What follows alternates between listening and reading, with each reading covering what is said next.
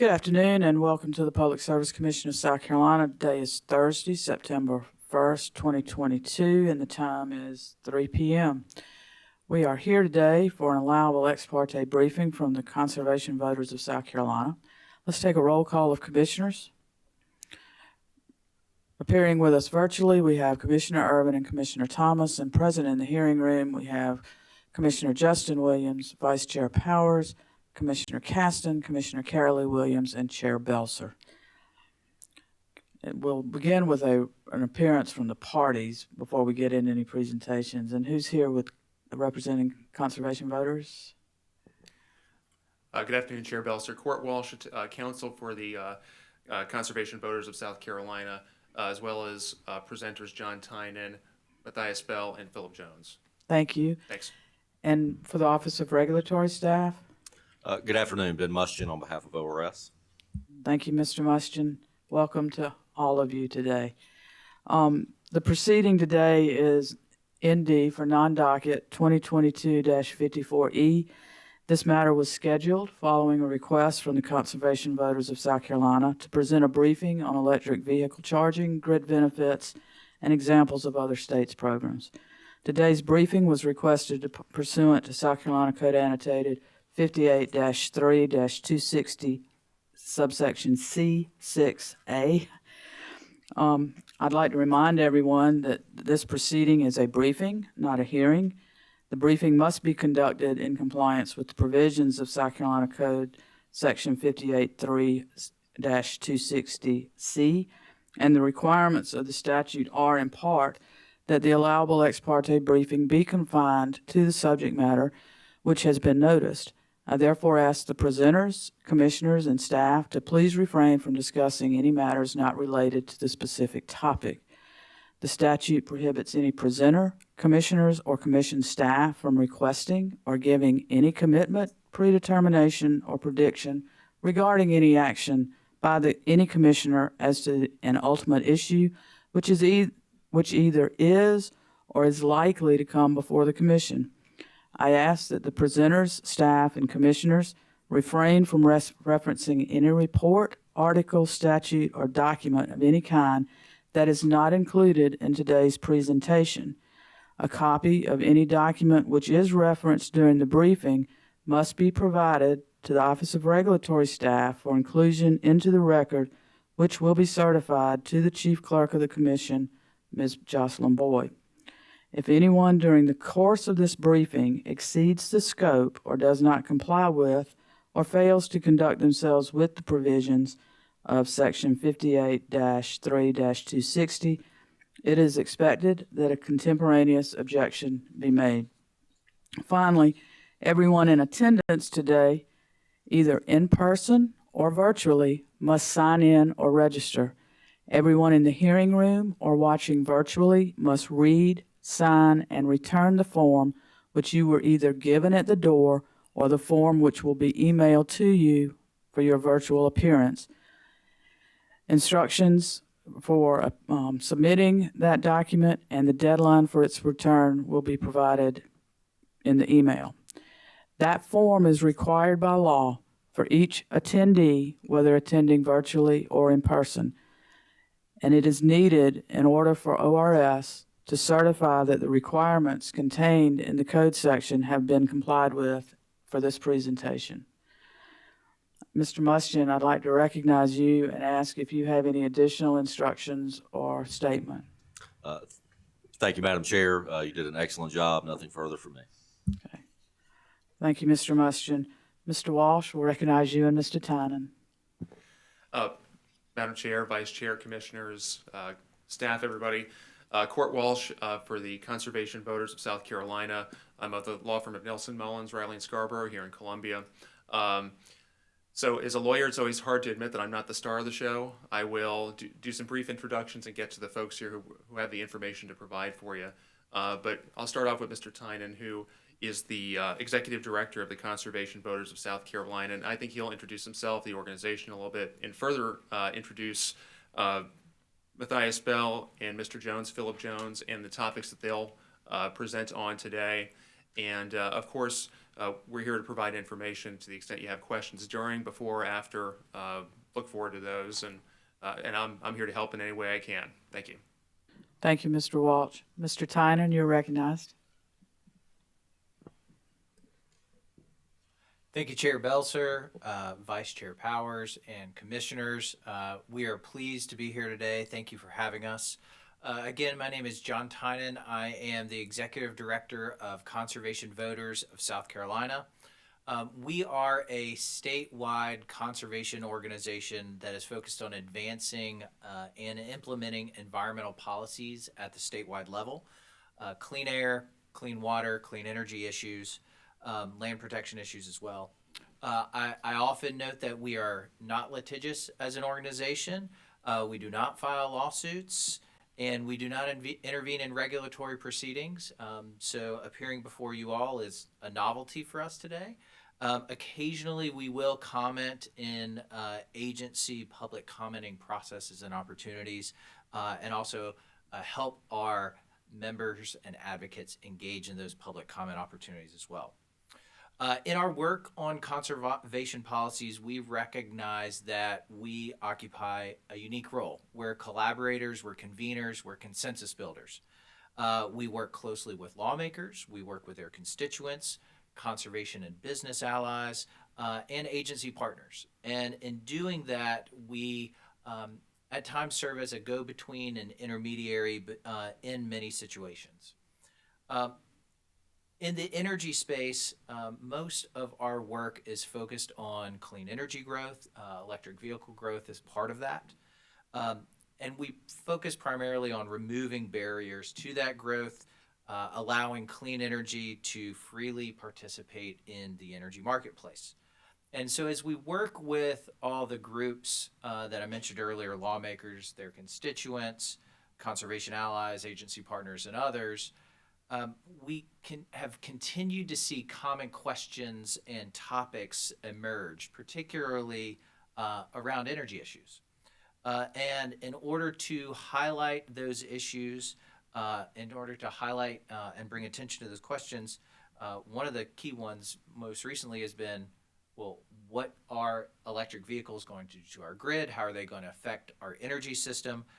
We've requested today's allowable ex parte briefing and are pleased to bring these experts to share some insight on that with you today.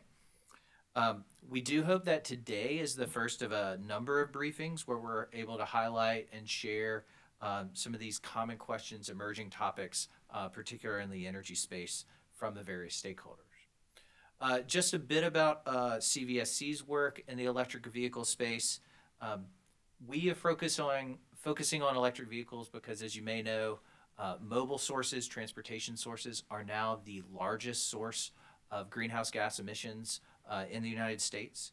And so as we look to both clean up our air, protect our environment, we recognize that we must address emissions that come from the transportation sector, and electrifying the transportation sector is a key part of that.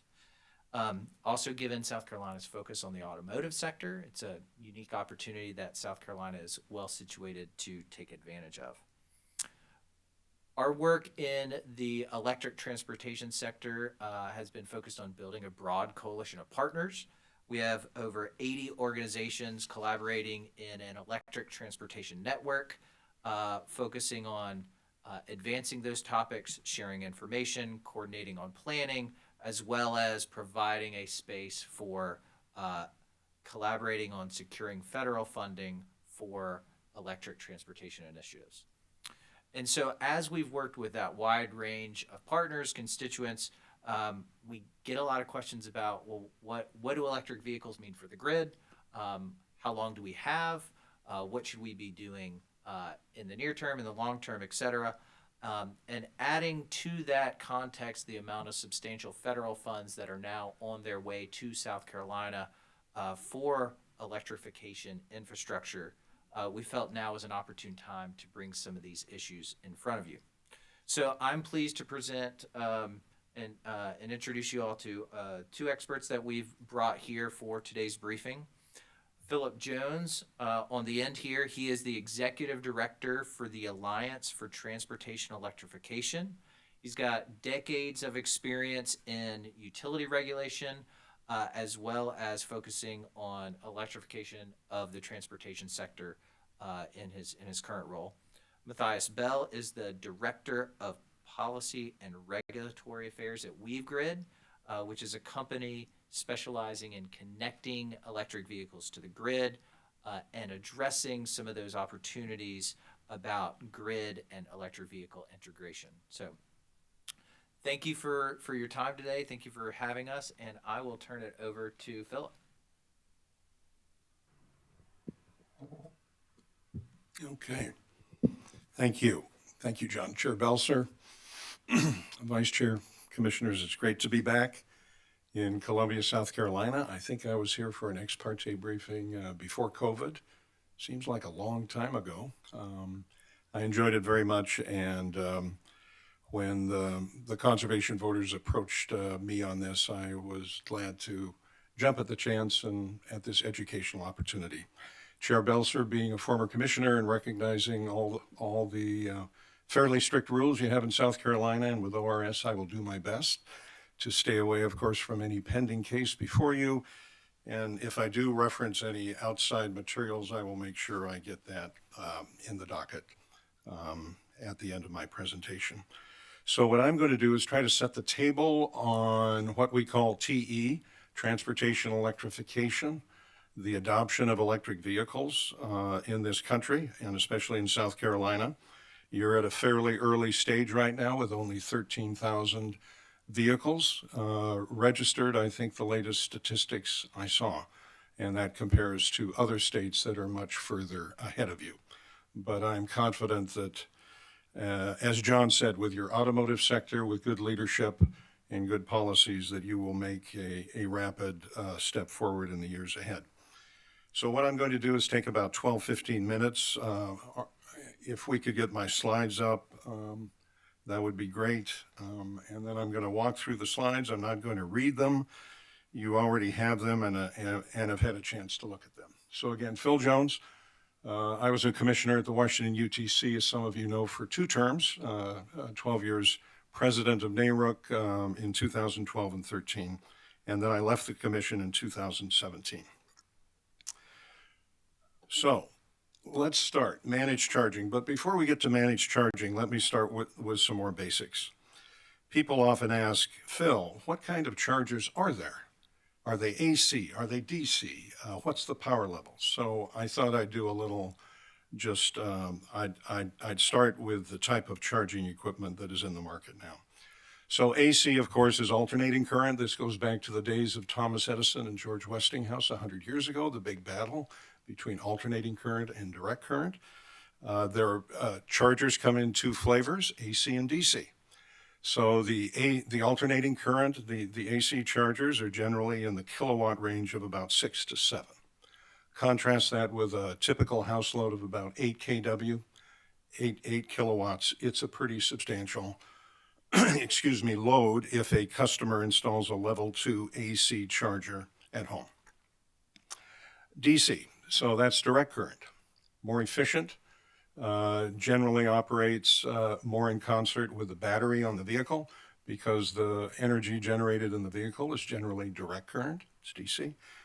And so we see these, so we call them DC fast chargers. You may hear the acronym DCFC today. That's called the DC fast charge.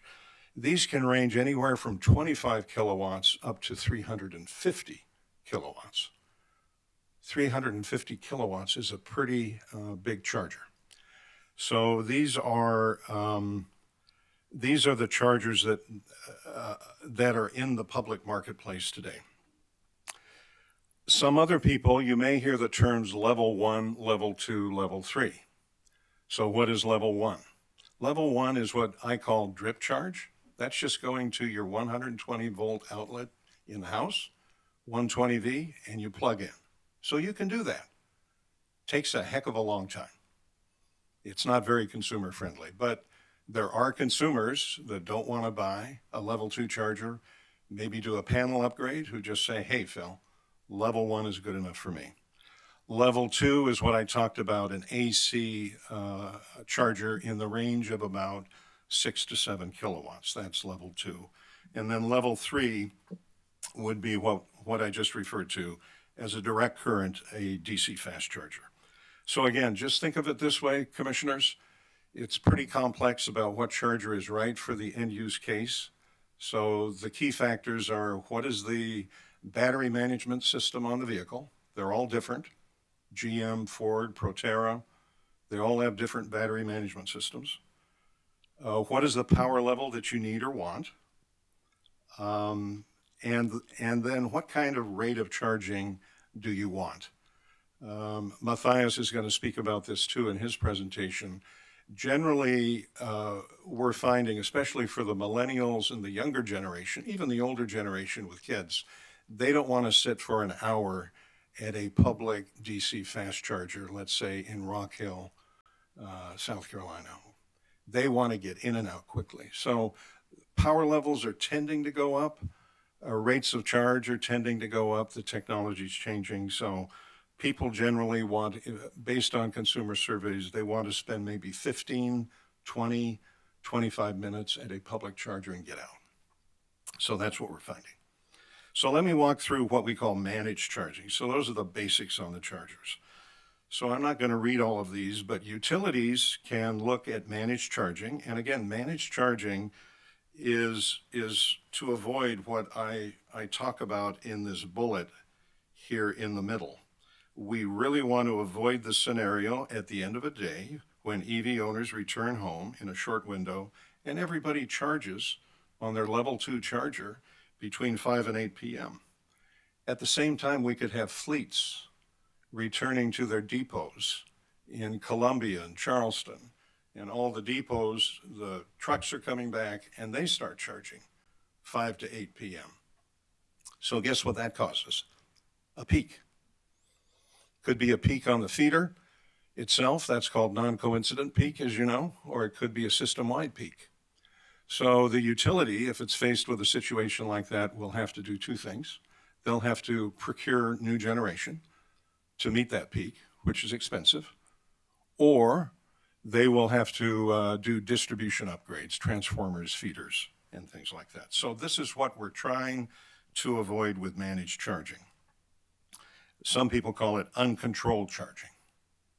This is kind of what I call a worst case scenario. So the benefits of managed charging are very tangible. So when you, the commission, oversee your utilities and then come forward with a managed charging program, you should be asking questions, I think, like, what are the benefits? How are you designing your program? And then also the benefits should be quantified as much as possible. Now, in pilot programs, I'm not an advocate of applying a strict cost-benefit analysis because it's early days. But managed charging, if properly designed, can offer very tangible benefits that can be measured. How is managed charging done? It could be done in-house by the utility that you regulate. It could be done by the regulated utility. It could be mixed, insourced and outsourced, done by a vendor. Or, as I say here at the end, it could be done by a company like Matthias's WeaveGrid working for a utility. But it would be on a white label basis, what we call white label. Two types of charging. One is passive, one is active. So it's important to get this clear. So passive charging, I think most of you know what time of use rates are, right? Dynamic rates, time varying rates. So you set rates based on the time period of the day, when the peak is, when the peak is not. What's the motivator? Well, you're trying to get better prices to consumers, and you're trying to relieve stress on the grid. How do you control this? Well, you control it through what we call an EVSE. When I say electric vehicle supply equipment, that is just an acronym for charger. Just think of a charger. So you can do this through a network charger, not what we call a non-network charger. It has to be connected to either Wi-Fi or 5G. You can do it through vehicle telematics. You can hard program in the charger itself. Or frankly, like I do, sometimes I don't plug my vehicle in at home. So I have an EV at home, and sometimes I don't plug it in. So guess what? When you're not plugged in to your level 2 charger at home, you can't do managed charging. You have to have your vehicle plugged in at all times. So the strengths of of passive approaches, it's relatively low cost. Customers maintain control. But as you know, customers' response to price signals are sometimes a little fudgy, right? They're not clear. Some customers respond, some don't. And sometimes the utility won't get the response that it needs to get. So then we get to active charging, what we call active. So active is direct load control. I'm sure you've heard about this, where the utility offers a payment to the consumer, and then the utility, and there are terms and conditions to that contract, day and time and number of days in which the charging speed in the vehicle would be reduced, but the utility and the customer strike an agreement. Usually it's in the range of $50 for the year, or even higher, $80, $100. So the utility has to come up with a price to motivate the consumer to do this. This is typical of a demand response program too. Demand response programs are similar. So what are the strengths of active programs? Well, they're highly responsive to real-time grid conditions. And they can both be tuned both to the network-wide issues and the individual feeder and transformer issues. What are the weaknesses? They're a little more costly to run, although they can be very economical. A lot depends on what a transformer costs. I mean, some utilities may be able to replace a transformer in a grid-stressed area at a cheaper cost than a managed charging program. So you should just look at all these things carefully when the utility comes forward. Program design is the next topic I have. I'm not going to spend a lot of time on this, but some things that the utilities need to look at is, are you just doing it behind them, in front of the meter, or are you going beyond the meter? Cost recovery. I can't talk about that today. That's out of bounds, but cost recovery is important. Reporting and metrics back to the commissions or to a governing body is important. Another important program design element is a rebate model. So this is used by many utilities around the country. They will offer a rebate if it's a charger-based program. It's usually in the range of $400 to $600. It's usually required that that charger be connected to the grid, as I said, through Wi-Fi or wireless. The third element might be a share of the installation costs. Some of these charging locations, as you know, are not convenient to, they're either far from the electrical panel.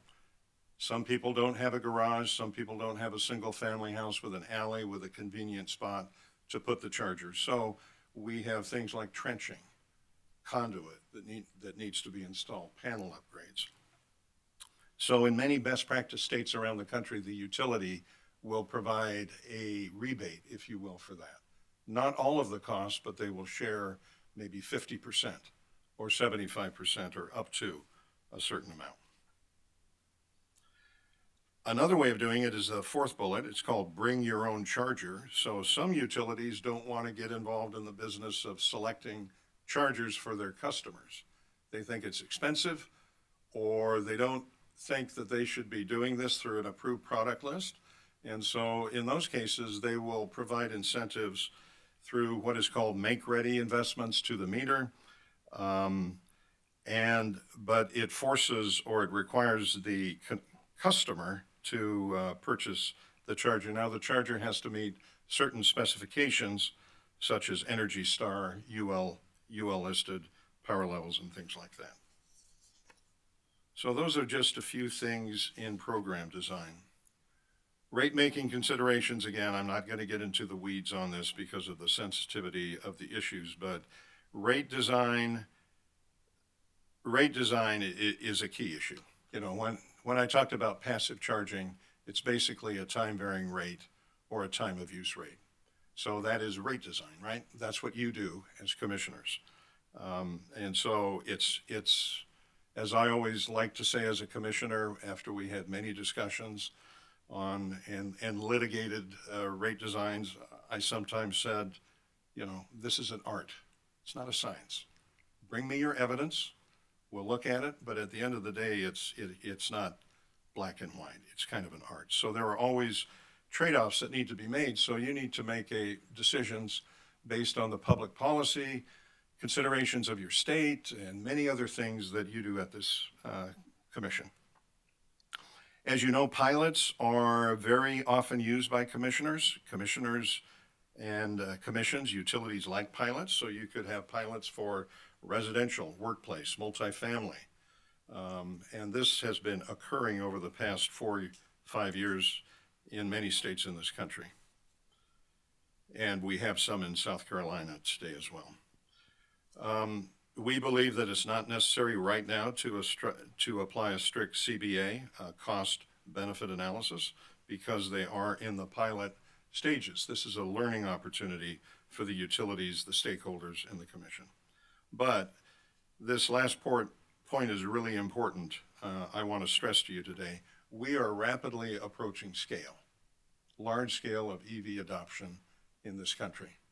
And I'm not talking just about California, New York, my state of Washington, but the automakers are basically betting the farm on electric vehicles.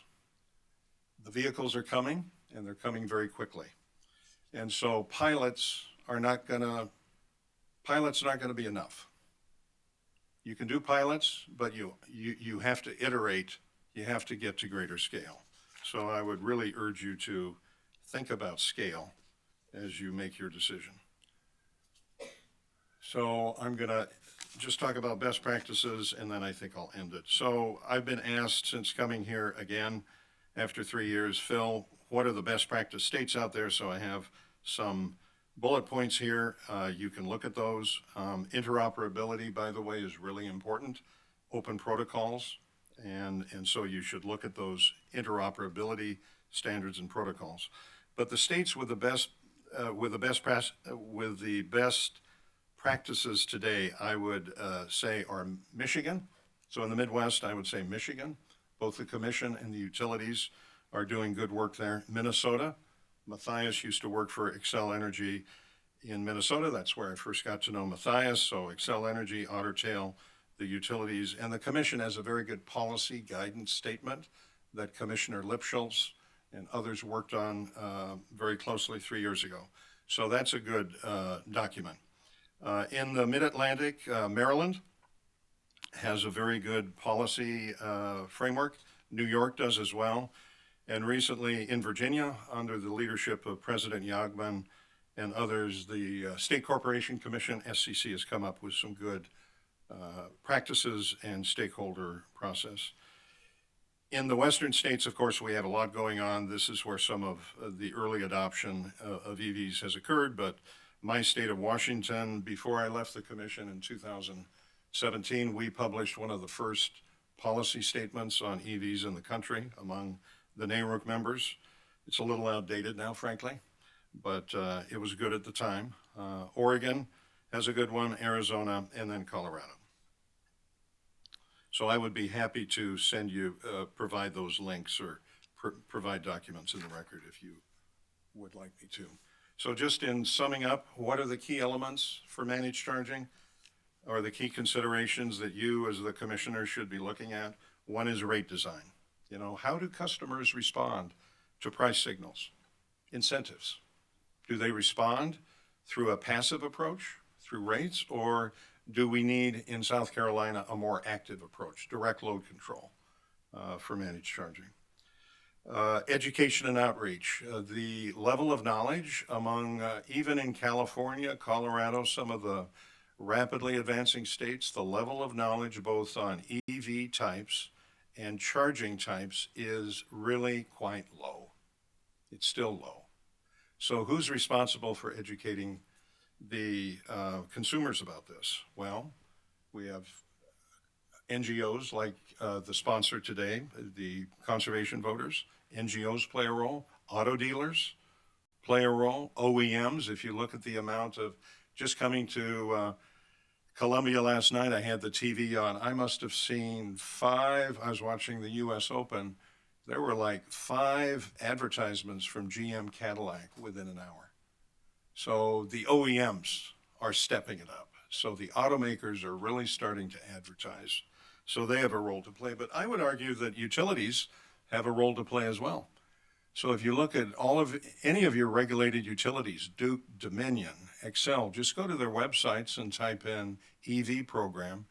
And many of them have pretty sophisticated websites to educate customers on types of vehicles, how to charge, the price of electricity versus the price of diesel and gasoline.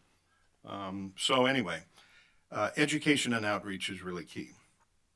This third issue, data sharing, is really important. Matthias will probably talk about this. But whether it's OEM telematics or a charger, it generates a heck of a lot of data, right? How you charge, what's the power level, why did the charge end? So who owns this data? Who stewards the data? Is the data shared with the utility, with the stakeholders? This is a kind of a sticky process, frankly, because to monetize that data is the business model of some of the charging companies that are coming up in the industry. But if the utility gets increasingly involved, as it will, and for grid integration purposes, we need to tackle some of these hard challenges with data. Equity, EJ communities, big issue. It's a big issue not just of the current federal administration, but all over the country. We have underserved and overburdened communities saying we want to be part of this electrification movement as well. So how do we do that? Do you do it through vehicle rebates, through extra incentives on the charger? Do you do it through public transit, electrify the buses and offer reduced rates to these communities? There are a number of things that could be tested. Changing generation mix. This is going to happen in North Carolina, of course, South Carolina, Georgia, all throughout the Southeast and the country. We are changing our generation mix rapidly. We're getting more variable resources like solar and wind in the mix. So we can develop program and rate designs to take care of that excess generation. EV charging would be an ideal use to soak up some of that extra electricity during excess generation periods of the day. And by the way, it's zero carbon. So you could use it for a beneficial purpose in the state rather than shipping it out of the state like California is having to do with all of its excess wind and solar generation. And then the last thing I just put down, this is probably more like an EV, this is a future webinar like John said, but charging as a service is becoming more of a topic around the country.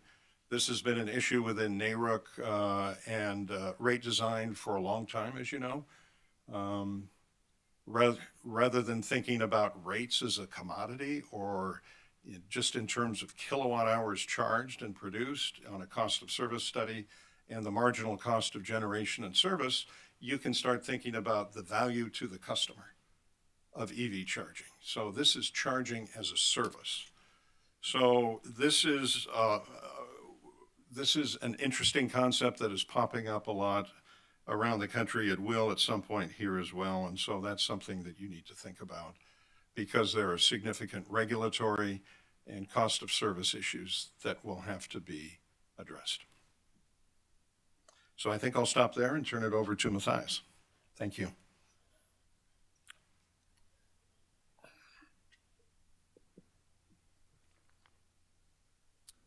Commissioners, I'll follow up with previous comments to say really appreciate having the opportunity to speak with you all today. I'm Matthias Bell. I'm with a company called WeaveGrid. WeaveGrid's a software company that partners with automakers and charging companies and provides solutions to utilities and their customers. So wait for the slides to come up here. I'll give a little bit of background about myself in that I'm WeaveGrid's Director of Policy and Regulatory Affairs. Mr. Bell, I hate to interrupt you, but can you pull that microphone a little bit closer? Yeah. There are some people online, and we want to make sure people can hear you. I didn't realize that. that sounds a little bit better. Thank you. Should I start over? Whatever you're comfortable with. I think we all heard you in here. Okay, I'll quickly say again, I'm Matthias Bell, Director of Policy and Regulatory Affairs for a company called WeaveGrid. WeaveGrid partners with automakers and charging companies to provide solutions to utilities and their customers. So from here, yeah, I'll advance. Thank you. Perfect. So I'll take it from here. And so what I wanted to do with my slides here today is one, provide you an overview of some key concepts of what other utilities are doing around the country, and then provide overviews of some key case studies of which WeaveGrid is involved in. So I can't help myself, but almost every one of these presentations makes some reference to what happened 100 years ago and what's happening today between Edison and Insull. And I just want to recognize the fact that we are at a unique convergence once again of the utility industry and the automotive industry. That sure, automakers have been utility customers, but today when we think about their drivers who are also utility customers, there's some really unique opportunities. Both industries are facing change. I think utilities across the country and in fact the world are thinking about being more customer centric and grid modernization. And then from an automaker perspective, they're wrestling with their own challenges of moving from internal combustion engines to battery electric driven drivetrains. They're thinking about their relationship with their customers, where in the past they've only gone to dealers. And sure, I drive a Chevy, but in the past, I might not have had much of a relationship with my automaker, but now I have an app. And I actually engage with them a lot as a company. And then I think a third aspect of it that's quite important with the automakers is how are they starting to think about additional services that they can provide their customers with EVs, and in particular, how to make sure that their drivers are in a situation that the grid is well designed to handle their driving patterns and their charging patterns. And so, that's right, I need to somewhere focus over here. There we go, perfect. I'll keep it in my left hand. And so WeaveGrid, our business, is really focused on this key fundamental question around how do we support the automakers and the utilities in terms of bringing forward all these EVs and doing it in a way that's safe, reliable, and affordable. And again, I'll make one other joke here, and I'm sorry, and then I'll become more serious, but almost every one of these briefings I go to, commission workshops around the country, people for whatever reason invoke Charles Dickens, and I hope I don't have to provide anything from Dickens into this record, but people talk about EV charging potentially being the worst of times or the best of times. And I think we do have the technology solutions to make this work in a way that can get to the better side of Dickens. And we have to be mindful about not just how do we do this from a technology perspective, but do it in a way that really works for EV drivers and those utility customers. So I'll talk about two aspects of this. One, the kind of grid and the optimization aspect of it, and then another part about it, the customer perspectives here. From a grid perspective, I think Philip did a wonderful job of laying out level 1, level 2 charging. From an EV driver's perspective, it's really important to think too of, okay, what does this look like from a time perspective? Because the grid really functions on a time-based level. And you think about that driver, and we can think about ourselves as drivers here. And typically what we're seeing, common charging behavior, is our cars are parked at our homes for about 12 hours a day, give or take, sometimes longer, sometimes shorter. The pandemic has changed that some. People generally don't plug in their EVs every day, but they plug them in often. And when they do, they're typically plugged in for about 10 hours. The thing is, I think it's so easy for all of us to think, kind of like our iPhones, or sorry, our smartphones, that we go from 100% to nearly 0% every day. But in reality, a lot of these new vehicles, their batteries can take 250, 300 miles, and most of us aren't every day driving 300 miles. We're driving more like 30 or 40 on average. And so when you think about that and fill in the level 2 chargers, you're typically charging for 2 hours a day while being plugged in for 10 hours. And that means there's a lot of opportunities for flexibility. There's one world where everyone plugs in and that vehicle charges and everyone charges for those 2 hours basically when they get home. But with these technology solutions, you can do creative things to shift that around on an individual basis, but all this stuff rolls up into something bigger. You can just essentially do demand response and just shift it outside of that peak window. You can also, particularly when you're leveraging vehicle telematics and you can tell how much juice is left in the battery, say, actually, we're just going to backfill all that. We're going to say, Matthias wants his vehicle charged at 7 a.m. So we're going to charge him, let's just roughly say 5 a.m. to 7 a.m. so it's fully charged. Of course, there's another world where we say, okay, Matthias came home with his Ford F-150. He has a big charger with it, but he doesn't need to charge that in an hour. Let's actually squish or throttle that charging down to 6 kW, so he's fully charged in the morning with that truck. And I think there's another example where you can look at hourly production cost forecasts and hourly costs on the grid and start to say, we know that midnight to 2 a.m. or 4 a.m. to 6 a.m. are going to be really low cost. So let's direct the charging to those hours.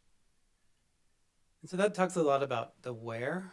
There's also the when. That's a lot of the when. There's also the where that can figure into this. I think the other aspect of this that's really important, and I think we can get lost in these conversations sometimes, is the fact that utility customers, EV drivers, they're buying these as cars. They're not always buying them as grid resources. Maybe some folks in rooms like this buy them for grid resources, but I think we all know, friends, family, when they ask us the questions that we do for work, their eyes roll over, and we should expect that with their cars too. And so when it comes to how they engage, look, there's other experiences that they see as similar to this, and they want to have the experience of an EV and participating in a utility program to be similar to these others. There's some ones that are pretty obvious of, okay, Matthias's preferences should be taken into account. I want to tell WeaveGrid and the utility that's working with WeaveGrid that I want my vehicle fully charged by 6 a.m. or 8 a.m. and I want to have control over that. Or if I really need my car fully charged soon, I want to be able to override that.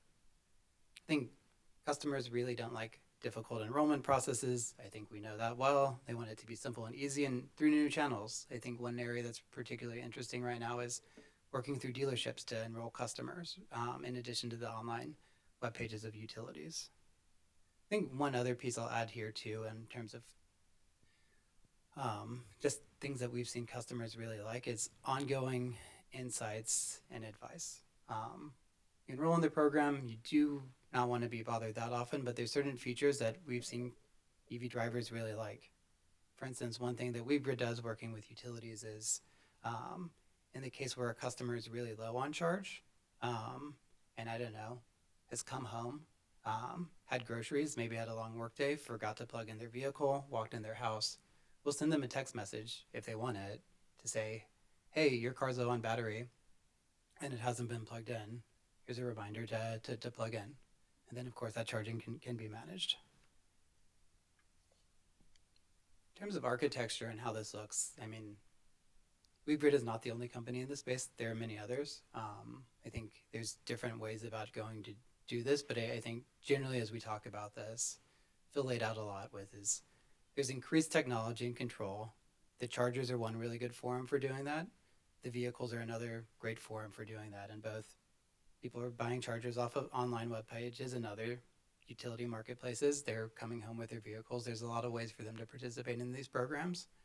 And a lot of this is digital, through their computers and through their laptops, getting advice, getting weekly emails, getting a better sense of their charging is something that we've seen a lot of customers really like to engage with to date.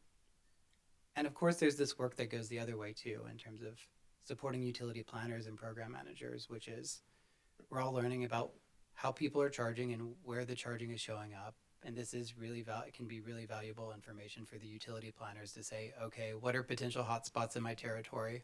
How can EVs contribute to my peak? And what can I do to help mitigate that through some of my programs?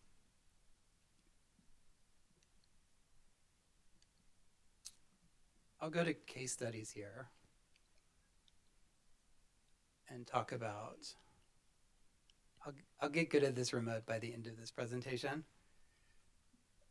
So Phil laid out really well. There's passive managed charging programs around the country, which is really about empowering the customers to respond to signals, whether it's a carrot or a rate, and really taking responsibility for controlling the charging, either plugging in the vehicle at certain times or putting it into their app or into their charger that I want my charging to happen here.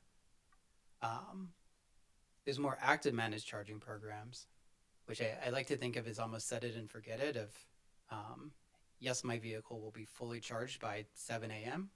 I plug my vehicle in every time I plug it in. And all this stuff happens in the background without me noticing that I'll have my vehicle fully charged without interacting with as a customer without having to think about it very much. The software providers and the utilities will solve these problems for me. And then I think beyond that, going from time to other values, there's more work. I think vehicle to grid, V2G comes up, vehicle to home, resiliency, and then thinking about more local areas and what can you do where if there's 4 drivers on the same cul-de-sac that all have Ford F-150s, how do we make sure that that charging is being optimized as possible and minimizing the strain on the grid in those really hyper-local pockets? Talk through some case studies very quickly because I do want us to have time for questions. I think a passive approach and 2 more active ones. This one earlier in the year, really excited. The Power Load Management Association, I gave this one of the award-winning programs in Maryland with Baltimore Gas and Electric. This one's all about using EV-only rates. And was involved with some similar ones when in my old job at Excel Energy, and that separate meters can be very effective at using a rate, accurately billing for the rate. But one of the challenges is the upfront cost for customers can be really expensive. So one of the questions BGE had is, can we use alternative technologies that have measuring capabilities in them and use it for billing? And what they've done in Maryland, and this has resonated well with customers, is leverage the network level 2 EVSEs, leverage the vehicle telematics, so you can enroll in a rate with your charger or with your vehicle, with eligible vehicles and chargers, I should say, and let the customer use that for participation. And the response has been great. Well, typically about 80% of charging is off-peak. In cases like this, more than 95% of charging has been done off-peak by customers. I think another example, I think we talk about load management a lot around the country, using EVs from kind of a direct load control or curtailment. Chargers have been where a lot of that has happened in the early days of the industry, but Portland came forward and said, we have a lot of customers that don't have Wi-Fi connected chargers. Can we use the vehicles as well? So this is a program that uses both chargers and vehicles to directly control the charging. Customers responded to that well too. Very quick enrollments in terms of the goals, and they've gone back to the commission to expand that program over the next couple of years. And I think one last one to close out on, I don't have it on here because it just is an announcement, but the Smart Electric Power Association just listed this as a finalist of theirs for their program of the year. And this is what Excel Energy is doing with WeaveGrid alongside several other automakers like Ford, GM, BMW, and Honda. And I think this does capture that imagination of that 10 hours and 2 hours and what you can do with this. And that some folks call this multi-layered optimization. It's exciting to me because this is something when I worked at a think tank a long time ago, it was theoretical what we wanted to do, but hadn't happened yet. And this is a real world example and happening. They're targeting hundreds of vehicles participating in this and looking to make it more than 1,000 soon. And in this case, what's happening is Matthias tells his utility that he wants his car fully charged at 7 a.m. If Matthias is on a time of use rate, all that charging is moved to the off-peak period if I want it to be. From there, once it's already off-peak, what the utility's then doing is sending WeaveGrid and the other automakers hourly production forecast ahead of time. And then from that off-peak window, what the software is doing is then putting it at those hours where it's lowest cost. Or in the case of this utility that has a lot of wind energy, when there's abundant wind renewables and they're concerned about curtailments, shifting shifting the charging to those hours to better utilize the EV load. And so I hope these examples here, this passive and a couple more of these active approaches, give you a sense of what some other utilities around the country are doing here. And that's it. Happy to take any questions from you all.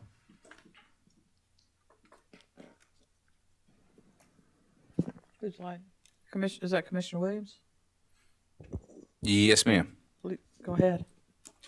Gentlemen, thank you for being here. It's refreshing to hear information without having the responsibility of making a decision. So I'm just going to ask a couple of questions. Genuinely interested in this topic. I think about it a lot as I drive. And you may not know the answers to these questions. If you don't, it's fine. You talked about adoption, and I think you said, sir, there are about 13,000 electric vehicles in South Carolina currently. Do you have any idea how long it will take before electric vehicles, and I'm going to use the word mainstream for lack of a better word. When do you think electric vehicles will become more mainstream?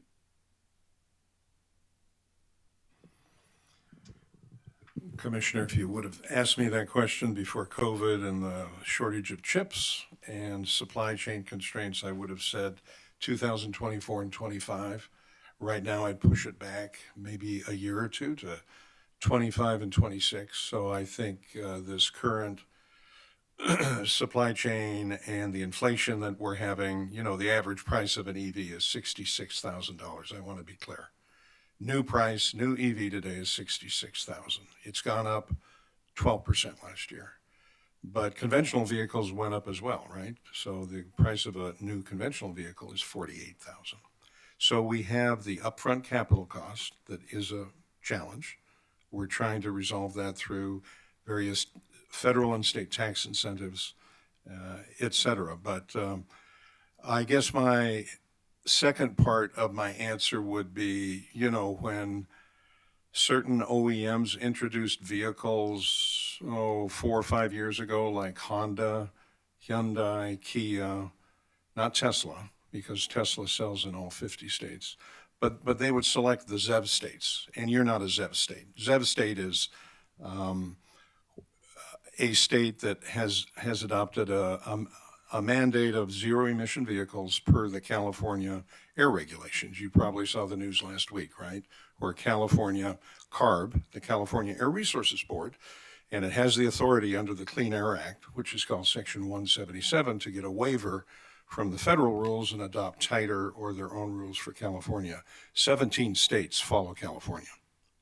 So what certain automakers did was they would target the supply of the vehicles to those states. So South Carolina was not getting EVs, right? To be clear, because you're not a ZEV state, the OEMs didn't think you were moving along quickly enough. So, but I can tell you, Ford and GM are both members of mine, as well as Volkswagen and Audi. With their new vehicles coming out, they are all adopting a 50-state strategy. So if they can resolve these supply chain constraints, which I think they can reasonably soon in the next year or two, they are going to be shipping these vehicles not just to North Carolina and Virginia and New York, but they're going to be shipping them here. So I would say 50% is a number that I use by 2030. So I think we're going to be seeing somewhere in the 40 to 60% range new vehicles. Now, this is not total registered vehicles on the road. The average life of a vehicle is 12 to 14 years. So these conventional vehicles are going to be on the road for quite a while. But in terms of new sales, I think that we will be getting to that 40 to 60% new sale percentage by 2026, 27. Thank you for that. I appreciate it. I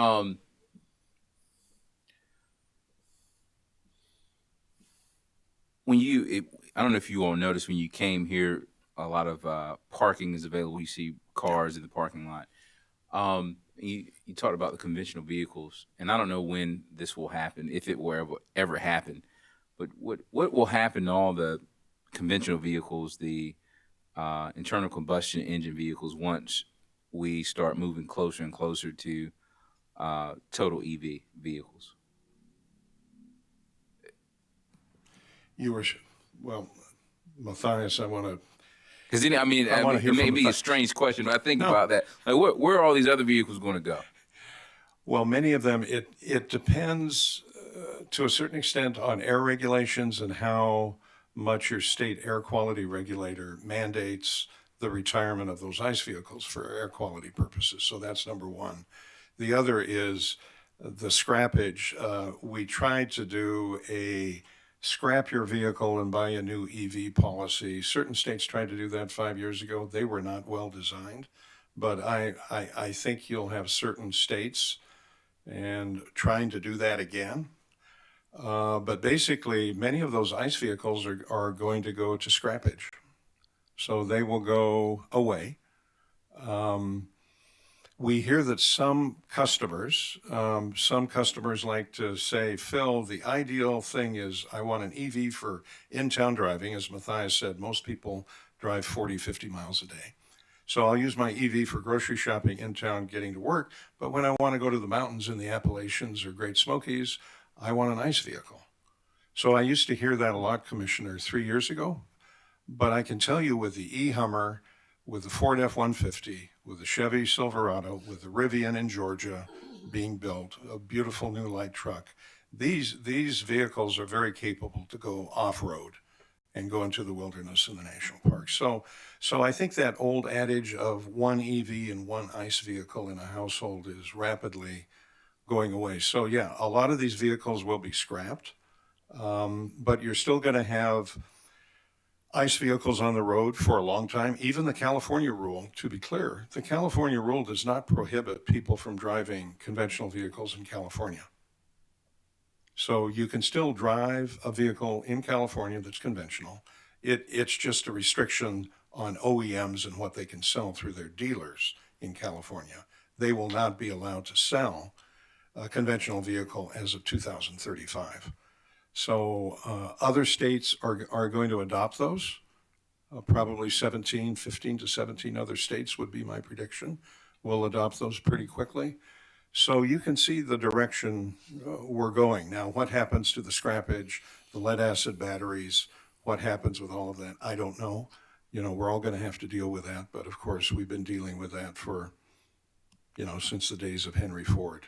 So yeah, we're going to have to take care of that and make it environmentally safe.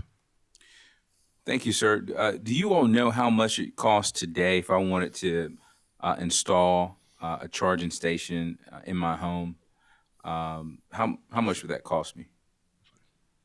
I mean, it all depends on level and somewhat your arrangements. So like Phil said, if and this is the case of me as a EV driver and I have a battery electric, I do use level 1, and I just use my wall outlet in my garage and didn't have an electrician have to do anything. And some folks have detached garages that aren't electrified. That's more expensive, of course. But I think typically new charger, network again, ranges 400 to 700, 800 for the charger. Some people already have 240 volts in their garage already, so that's very little for them, pretty de minimis. And then I think others, if you have a unattached garage with no electricity in it, that can run much higher, $2,000, $3,000. So it's a big range. I think typically, again, sort of anecdotally, we'd say about 1,500 with a charger and the wiring for general customers.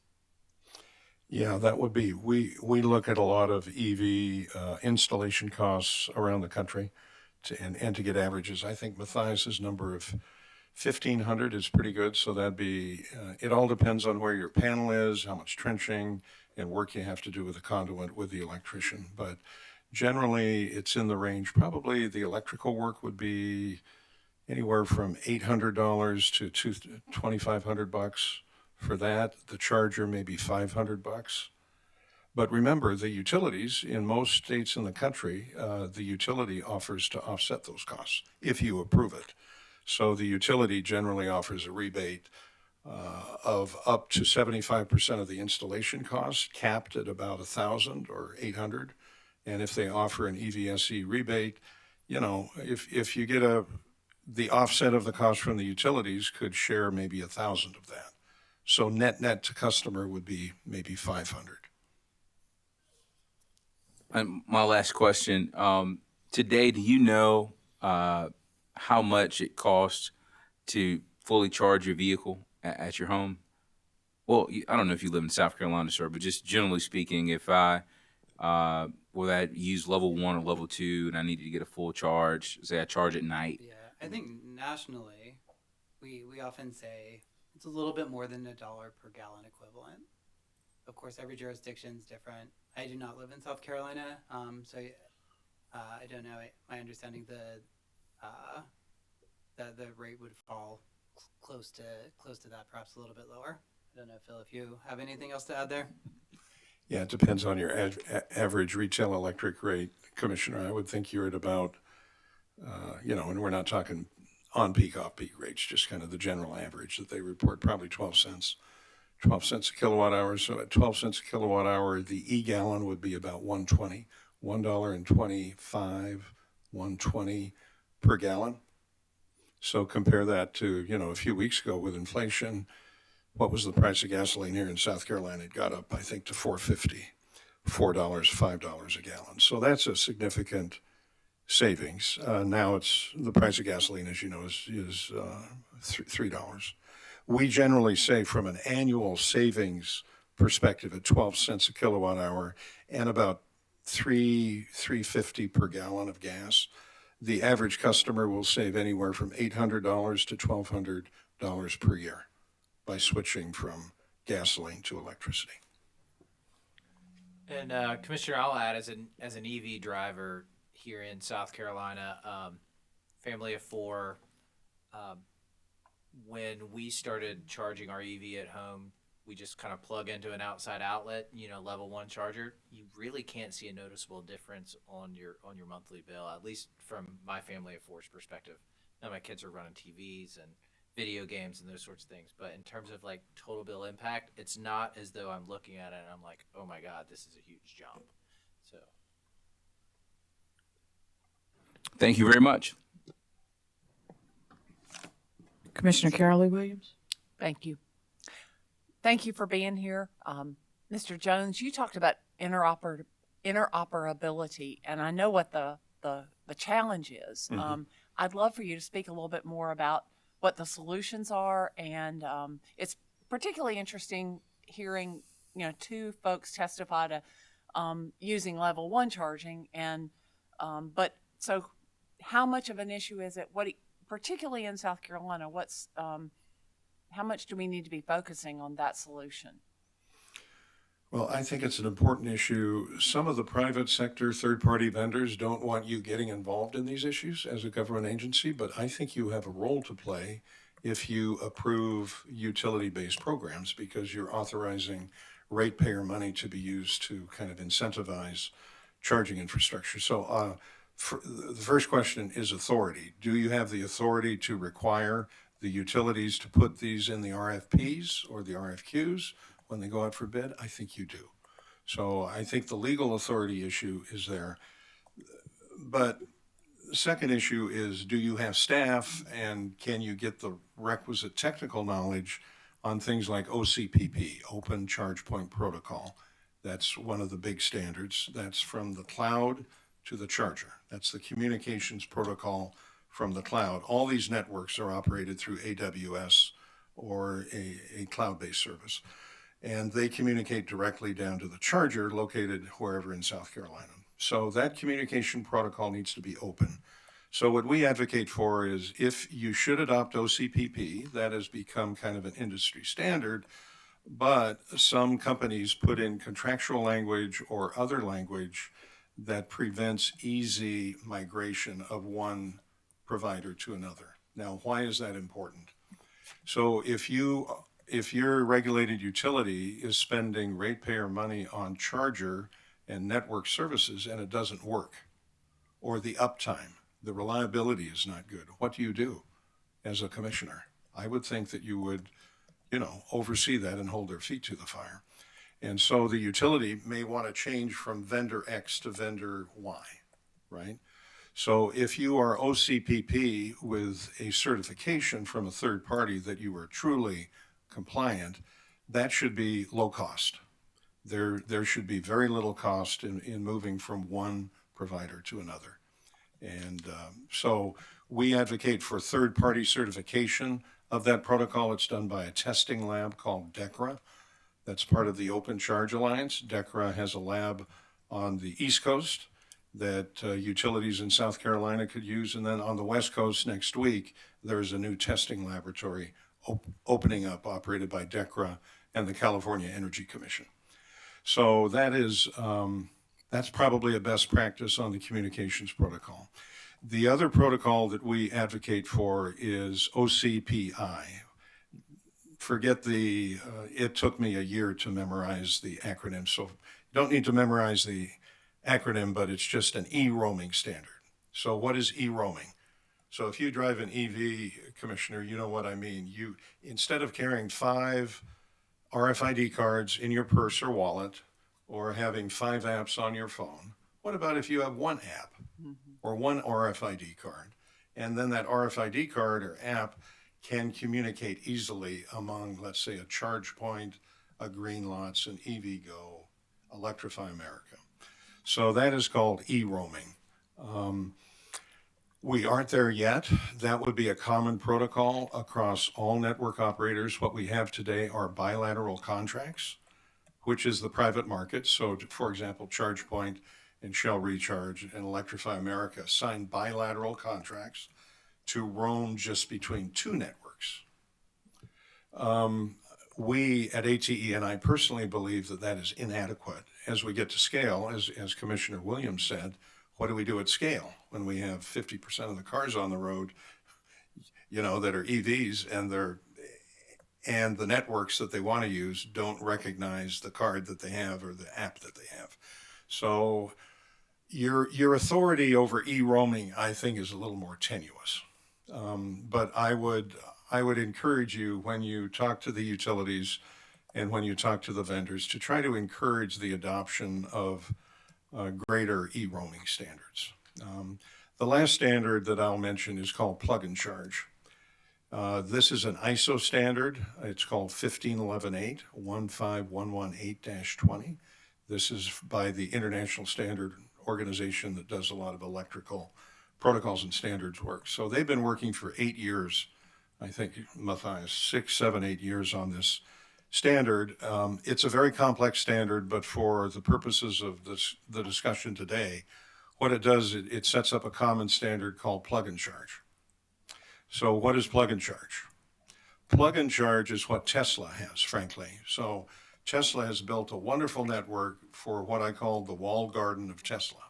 So they have a proprietary system, but they enter in all the customer information, the VIN number of the car, the credit card number. So all the customer information is controlled by Tesla in the cloud. And so when they go to a station, a Tesla supercharger, all they need to do is plug in. That's all they do. They don't have to pull out a credit card. They don't have to call an 800 number. So this is what we have to get to in the industry. Now, Ford and GM have moved rapidly in that direction. So the new Ford F-150 has plug and charge capabilities. The Mustang Mach-E of Ford has plug and charge capabilities, but only with certain vendors like Electrify America and perhaps some others. So I guess what I'm saying is over the next few years, we need to solve this challenge. The industry does. This is not your challenge at the commission, because this is primarily a discussion between the automakers and the big EV, the big charging station providers, that they have to work this out quickly. Thank you. I'll add one small thing there is small sample sizes of 2. The vast majority of EV drivers today, particularly battery electric vehicles, do use level 2 charging. Just so you don't have this sense that just because of John and me here, everyone has level 1. That's true confessions of Matthias.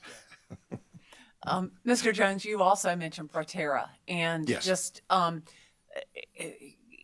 do you want to add anything about what they offer the state, given that they're homegrown, Yeah.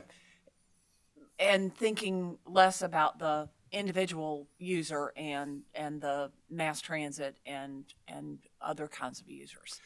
Proterra is a great company, and we're glad that it's in the state of South Carolina. It's in California, as you know, headquartered.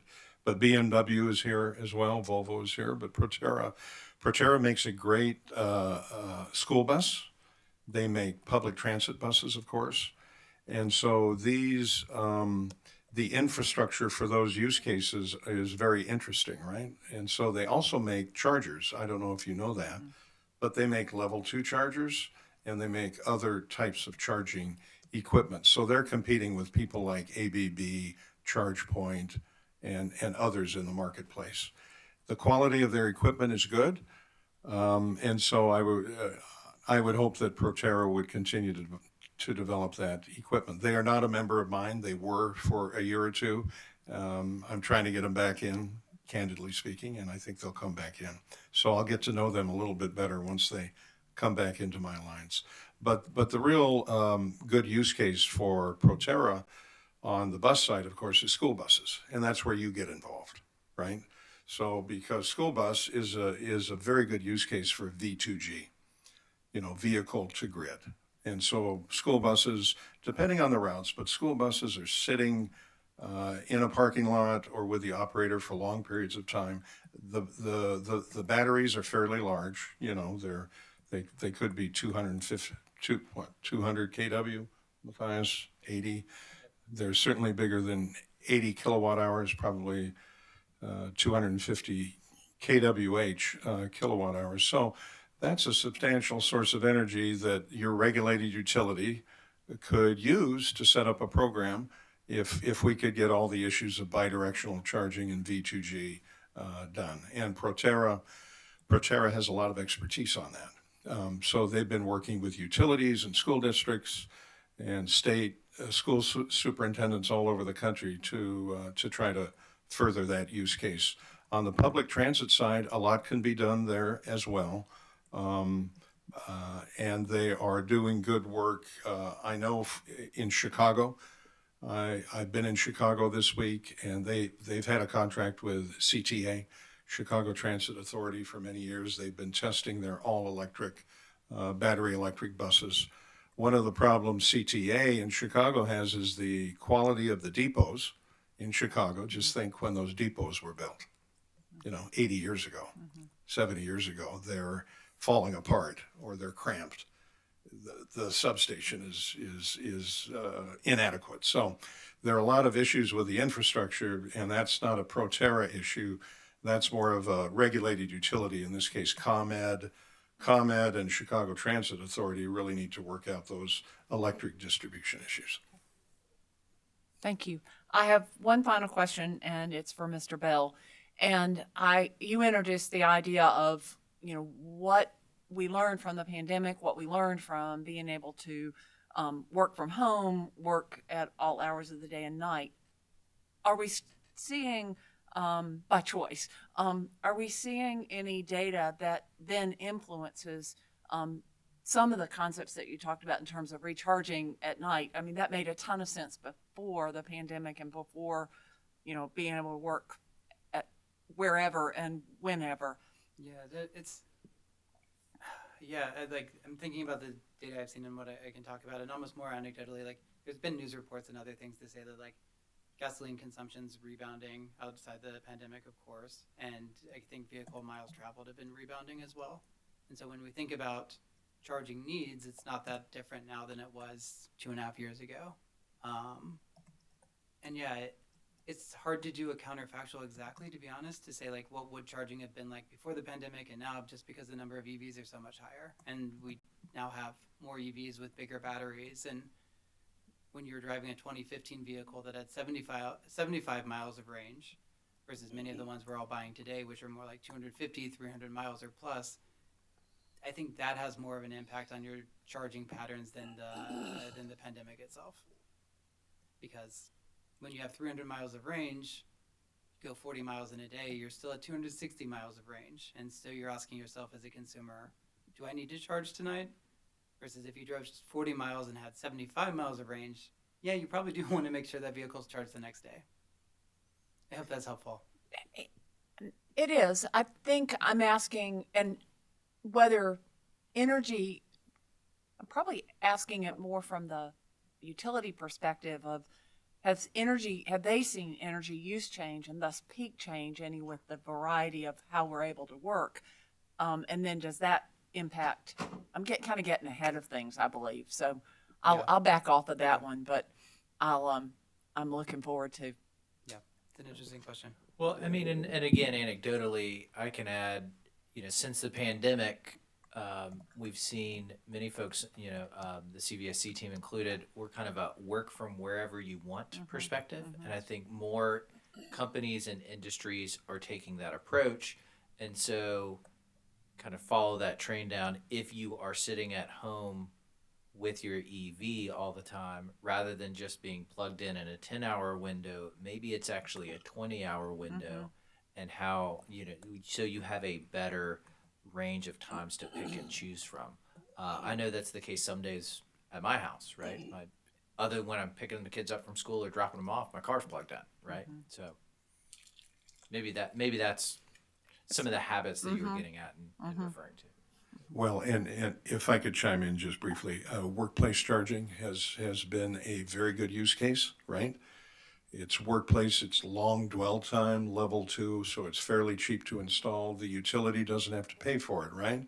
So the employer pays for it, for the installation, and generally they'll pay for the energy usage. So it's been a great use case for people who work at corporations and organizations that have parking spaces for that. But as John said, if people are not going to work, we kind of have to reevaluate the workplace charging projections and everything associated with that, because I don't think, even though it's not ratepayer money, you don't want to be spending a lot of shareholder money, I think, on level 2 workplace chargers that are not being utilized. Yeah. Thank you to each of you. Appreciate it. Madam Chair? Commissioner Irvin. Thank you. Commissioner Phil, I certainly. Commissioner Irvin, we can barely hear you. Okay, can you hear me now? That's a little better, thank you. Thank you. Thank you, gentlemen, for coming today. It's been most informative. Commissioner Phil, if you were going to give us some advice in terms of the step-by-step process that the South Carolina Public Service Commission should take in our planning process, what would that look like? Well, some of it depends on what your legislature decides what to do, Commissioner. So in many states, the legislature will pass a bill that says utilities file transportation electrification plans with the commission review, modify, approve, both for EV adoption and infrastructure. Or the governor could issue an executive order that accomplishes those things. So that's kind of a threshold question. If your governor and legislature do not do that, what I would urge you to do is to maybe have a series of workshops, maybe not do a rulemaking, but try to get some policy guidance from this commission about how the stakeholders, there are a number of interested stakeholders in this, but more specifically what the utilities should do in terms of developing plans. Now, doing a TE plan, I call it a transportation electrification plan, or a roadmap to achieve a certain goal, let's say on managed charging or moving load off peak, or, and in that roadmap would be technology, infrastructure, stakeholder process, rate design, cost recovery, working with other state agencies, et cetera. So that's kind of a best practice, but I don't know how much you can lean into that now, given the political dynamic here. But that is definitely where you get started. Once you do the plan, you do the roadmap, and then the utility follows up with specific filings, tariff filings, program filings with you. Well, thank you, and thank you for mentioning Proterra and BMW. They're both in my district. As Commissioner for Greenville-Spartanburg, South Carolina. Proterra, I believe, is already marketing school buses nationwide that are EV charged, and also buses for cities' transportation systems. I think that York, Rock Hill, which is up in York County, South Carolina, was the first city in South Carolina to purchase Proterra buses for their transportation needs. And I also understand that BMW is doing a workplace charging program for their employees. So appreciate you comments regarding those companies. And I think they would certainly be some stakeholders and interested parties that might help us address some of the issues you suggested. Commissioner Irvin, I should also mention that Matthias mentioned the managed charging programs that WeaveGrid is working on in Portland, and there are others going on with DTE Energy in Michigan, and BMW is participating in those. So BMW is submitting its OEM telematics through a common platform that EPRI has developed, and so they're testing some of these managed charging concepts as well. So I would urge you to talk to the folks at BMW about, managed charging and moving load off peak, the use of OEM telematics, because it's something that they're doing already, I think. Well, I appreciate that. You may not know this, but in South Carolina, we have a unique rule called the ex parte communication rule. We're not allowed to reach out to parties. Okay. That may become I apologize for that. That's quite all right. But I think that maybe we could have you back for a stakeholder workshop. It could be led by our staff, because we have some staff, technical folks that are interested in this. Maybe that's something that we could schedule later and invite some of these parties and just kind of brainstorm and see what opportunities might be available. I'd be happy to come back. Thank you, sir. Appreciate it. Thank you, Madam Chair. Thank you, Commissioner Irvin. Commissioners, anything else?